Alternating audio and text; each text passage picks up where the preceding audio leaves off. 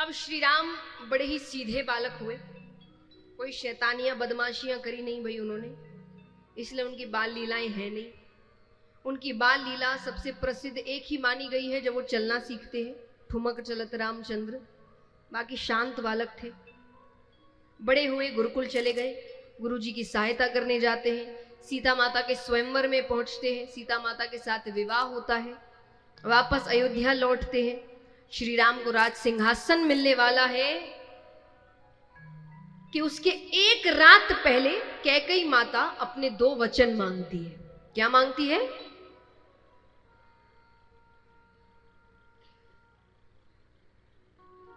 आप सच में आप ही बच्चों को पढ़ाते? सबको कह रही हूं, ये आप लोग ही पढ़ाते हैं बच्चों को? मैंने पूछा क्या 2 वचन मांगते हैं? क्या मांगते हैं 2 वचन? बोले 2 वचन। वचन में क्या? श्री राम को वनवास, भरत जी को राज सिंहासन। तो श्री राम को 14 वर्ष का वनवास होता है। उसमें वनवास में कौन कौन जाते हैं उनके साथ? लक्ष्मण जी और सीता माता वनवास में है। कई वर्षों बाद अंत के कुछ वर्षों में ही सीता माता का हरण हो जाता है, रावण उन्हें लेकर चले जाते हैं। तब श्री राम ने वानरों की सेना तैयार करी, लंका पर आक्रमण करते हैं, रावण का वध करते हैं और सभी अयोध्या वापस लौटते हैं। मैंने संक्षेप में आपको राम कथा सुना दी। अब चलते हैं कृष्ण कथा की ओर। उग्रसेन नामक राजा हुए, इनके 9 पुत्र। सबसे बड़े पुत्र का नाम है कंस। देवकी माता कंस की चचेरी बहन है, सगी बहन भी नहीं थी, वो चचेरी बहन थी, पर वो सगी बहन से ज्यादा प्यार करते थे। उनका विवाह उन्होंने अपने मित्र वसुदेव जी के साथ कराया। देखिए, इसलिए मैंने कहा ना, मनुष्य जानता है वो खुद कैसा है। कंस भले ही बाहर कह रहे होंगे कि वो अच्छे हैं, वो ये है, उनको पता है ना वो कैसे है, इसीलिए अपनी बहन का विवाह अपने जैसे के साथ क्यों नहीं कराया?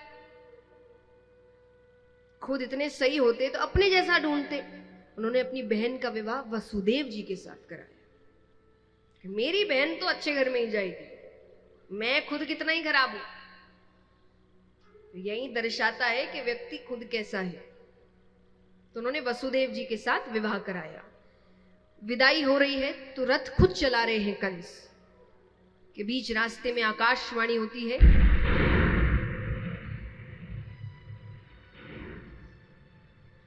कि मूर्ख कंस, जिस बहन को इतने प्रेम से लेकर जा रहा है, उसी बहन की 8वीं संतान तेरा काल बनेगी, तेरे मृत्यु का कारण बनेगी। कंस कहे काल तब बनेगी जब पैदा होगी। अरे देवकी को ही मार दूंगा तो संतानें कहां से होगी? मारने लगते हैं तो वसुदेव जी ने कहा 8वीं संतान से खतरा है ना, मैं हर संतान लाकर दूंगा, देवकी को कुछ मत करो। दोनों को कारागार में डाल दिया गया। पहली संतान होती है, वसुदेव जी लेकर आते हैं। कंस बड़ी क्रूरता से उस बच्चे की हत्या करते हैं। पहली संतान, दूसरी संतान, तीसरी संतान, चौथी संतान, 5वीं संतान, 6ठी संतान, 6 बच्चों को कंस मारते हैं। 7वीं संतान को भगवान देवकी माता के गर्भ से ही रोहिणी माता के गर्भ पहुंचा देते हैं।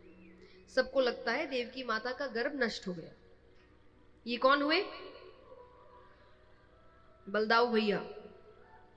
अब बारी आती है 8वीं संतान। मौसम ही अलग है।